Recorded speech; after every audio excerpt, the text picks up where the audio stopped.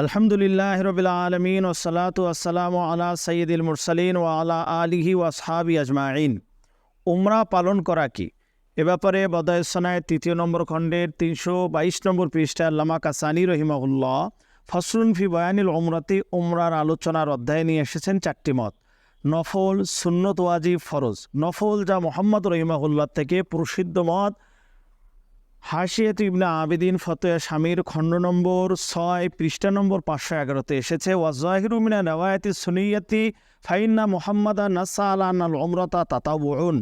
সুনিয়া নামক কিতাবের স্পষ্ট বর্ণনা, নিশ্চয় মোহাম্মদ রহিমাহুল্লাহ তিনি উমরা নফল হওয়ার ব্যাপারে দলিল প্রয়োগ করেছেন। অর্থাৎ ওনার পক্ষ থেকে যে দলিলগুলো, হাদিসগুলো পাওয়া যায়, এগুলো দুর্বলতা হওয়ার কারণে এই মতামতটি তেমন যৌক্তিকতা এবং মজবুত দলিল নয়। দ্বিতীয়, ইমাম শাফি রহিমাহুল্লাহ থেকে 3টি মতামত এসেছে। ইমাম শাফি রহিমাহুল্লাহ থেকে যে মতামত এসেছে সেটি হলো সুন্নত, যা ইমাম তিরমিজি রহিমাহুল্লাহ তার তিরমিজিতে উমরার আলোচনায় নিয়ে এসেছেন।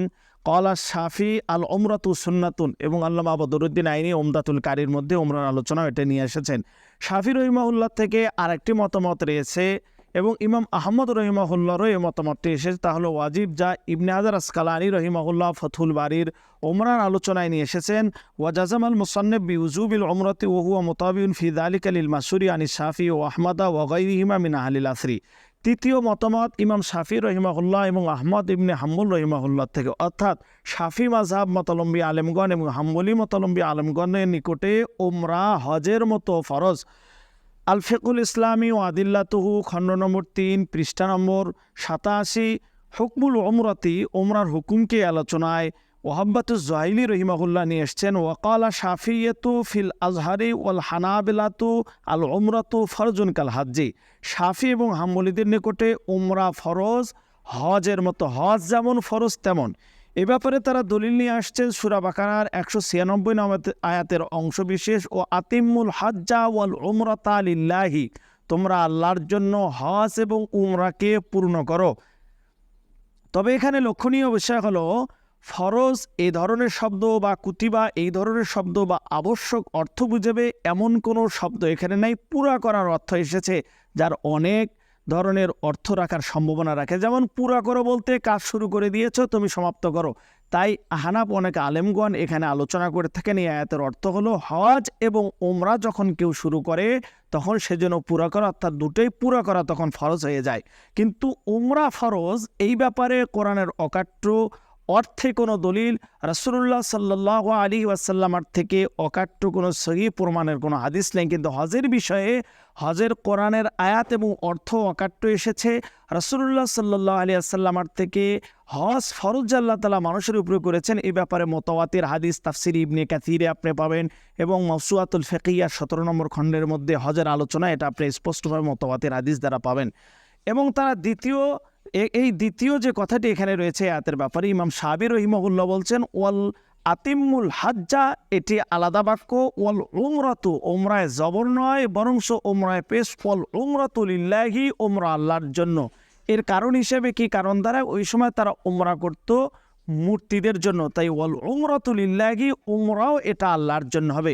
তবে অন্য মতেও শাফি রহিমাহুল্লাহ থেকে এসেছে। দ্বিতীয়, তারা যে হাদিসটি পেশ করেছেন এখানে, আয়েশা রাদিয়াল্লাহু তাআলা আনহা আল্লাহ রাসূলকে বলেন, কুলতু ইয়া রাসূলুল্লাহ হাল আলা নিসাই জিহাদুন, কি মহিলাদের উপরে জিহাদ ফরজ? ক্বালা নাআম জিহাদুন লা কিতালা ফিহি ওয়াল হজ্জু ওয়াল উমরাতু। রাসূল বললেন জিহাদ ফরজ, যে জিহাদে মারামারি নেই, হজ এবং উমরা। লক্ষণীয় বিষয় হলো হাদিসটি কিন্তু মহিলাদের ক্ষেত্রে, পুরুষদের ক্ষেত্রে নয়। দ্বিতীয়ত, এখানে যে বিষয়টি হজ এবং উমরাকে বদলা আমল বলা হয়েছে, জিহাদের বদলা আমল।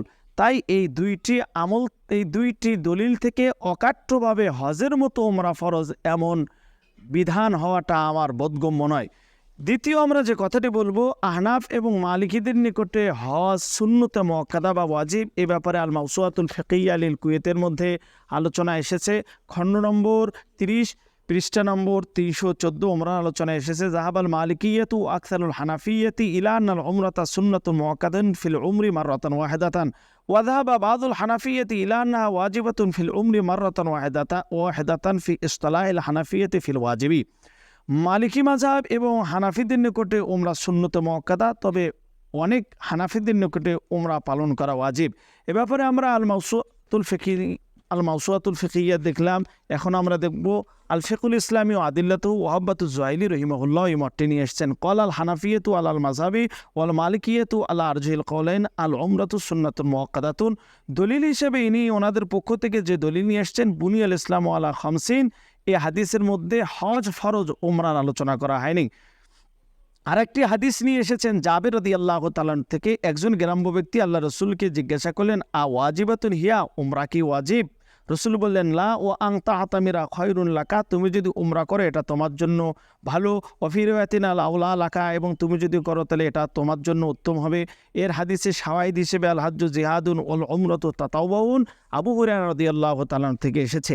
আমরা যদি এই ব্যাপারে সুন্দর আলোচনা দেখি তাহলে আল্লামা বদরুদ্দিন আইনি রহিমাহুল্লাহ তার উমদাতুল কারির উমরার আলোচনার মধ্যে তিনি নিয়ে এসেছেন জাবের রাদিয়াল্লাহু তাআলা আনহুর এই হাদিসটা, যে সাহাবী রসুলকে জিজ্ঞাসা করেছিলেন উমরা ওয়াজিব কি না, রসুল বলছেন উমরা ওয়াজিব নয়।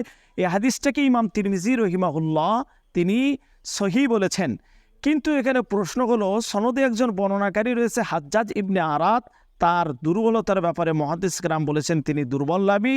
এ ব্যাপারে বদরুদ্দিন আইনি রহিমাহুল্লাহ তার এই উমরার আলোচনায় উমদাতুল কারির 315 নম্বর পৃষ্ঠায় তিনি লিখেছেন, লাআল্লা তিরমিজি ইন্নামা হাকামা আলাইহি বিসিহাতি লিমাজিহি মিন ওয়াজিন আখার। অর্থাৎ তিরমিজি রহিমাহুল্লাহ হাজ্জাজ বিন আরাত নামক ব্যক্তি ইনি দুর্বল, তবে চরম দুর্বল না, এটি আমাদেরকে মনে রাখতে হবে। তিনি চরম, অন্যান্য ইবনুল লাহিয়াস অন্যান্য যেমন চরম দুর্বল, এই ধরনের সম্ভবত তিনি দুর্বল নন।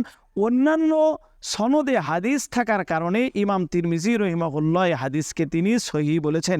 এখানে তিনি বিস্তারিত অনেকগুলো শাওয়াহিদ নিয়ে এসেছেন, তাই ওই হাদিসটার সপক্ষে শাওয়াহিদ থাকার কারণে হাদিসটা দলিলযোগ্য। তাই আহনাফগণ এই হাদিস থেকে দলিল দিয়ে থাকেন যে উমরা করা সুন্নত মুআক্কাদা বা ওয়াজিব। ওয়াজিব হওয়ার ব্যাপারে যে দলিল এসেছে তা আল্লামা কাসানি রহিমাহুল্লাহ বদায়ুস সানায়ের মধ্যে তিনি নিয়ে এসেছেন।